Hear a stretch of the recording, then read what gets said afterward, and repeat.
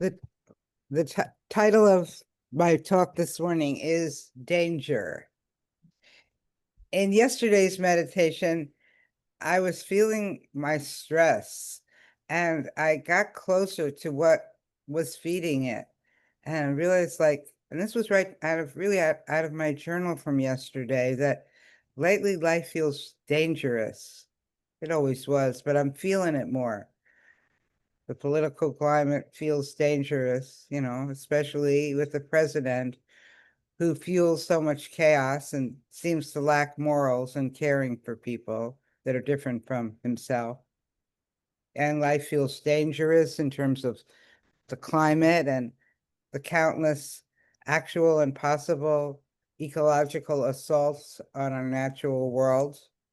Life feels dangerous in terms of getting old and the countless possibility of what can and does go wrong, both with myself and the people I love. Life feels dangerous with all this uncertainty. I could really feel the edge, that expression, I feel on edge. I could really feel the edginess.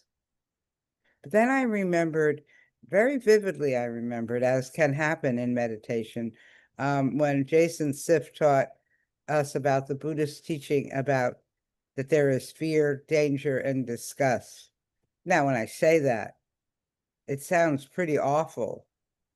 But at the time that I heard it, it didn't seem awful at all. It felt almost uplifting in the sense of validating that which I already knew to be true. I knew the danger and fear that goes along with it, that accompanies it, are existential realities. And now I've really lived a relatively easy life, given the range of possibilities. I haven't experienced very many really dangerous attacks, though I have felt my fair measure of fear. Some of it you could say was imagined, or you could say that I pick up on the fear and the danger that's hovering is possible, actually does happen. Both are true. Then that was my morning meditation. Then last evening, I was blithely walking across my yard and my path collided with a bee and it defended itself and it stung me right here on the side of my neck. Perhaps you even can see it. It's gone down a lot. And that's a vulnerable part of my body. And it was a shock. I was just like walking across my yard. It's doing something that seems so mundane, so safe. And suddenly I was in pain. I was in lots of pain. It hurt. It really hurt. And my consciousness was very altered for the whole evening. I mean, I was out of it. And all I could do was endure the pain. And of course, I read up on bee stings online and tried to figure out, was the stinger still in? Was there a stinger? I never saw the bee. It happened so quickly. But there was some good advice online, as there often is. They said put ice on it. Well, they said try to get the stinger out, but that was the whole thing. Was there a stinger? Wasn't a stinger? I couldn't see. I had to call friends over. Anyway, it was a thing. But the ice was great. In fact, you could say I was addicted to it. I couldn't pull it off my neck. They said, on and off, no way. But they also said that after a few hours, the pain would abate, and it did.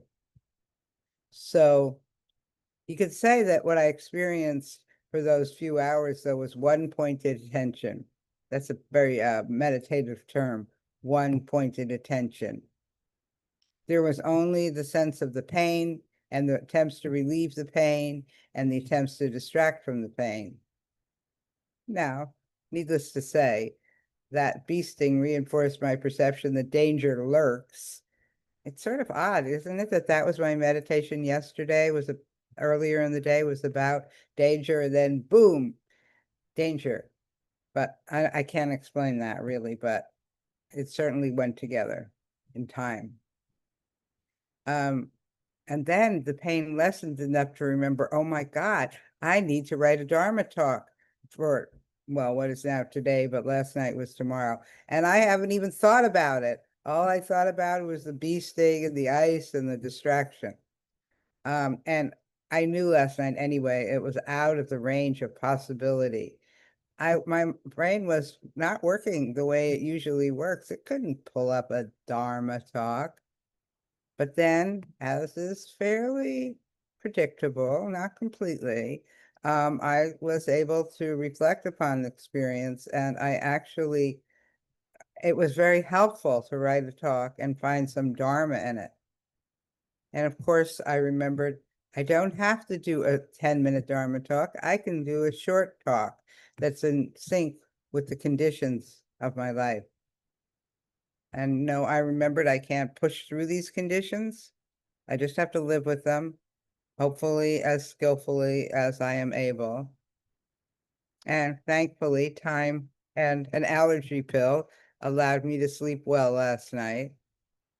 And this was a fairly benign attack as attacks go.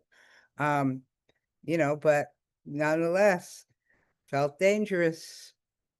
So I was able to find, a bit of Dharma in this. I may perhaps already have been speaking to some of the Dharma in this about conditionality and how it impacts us and how we can't always rise above it and be in charge and do what we want.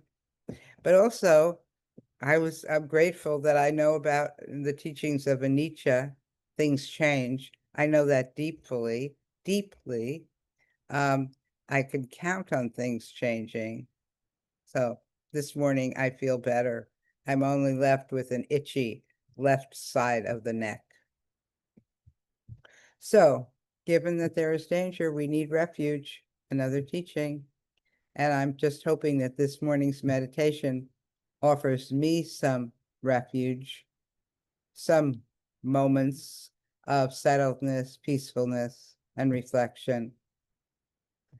And I remember that there's goodness in this life, that is also part of our existential reality. And that is also something we can take refuge in. I hope you can experience some of the same as we meditate, as we will now.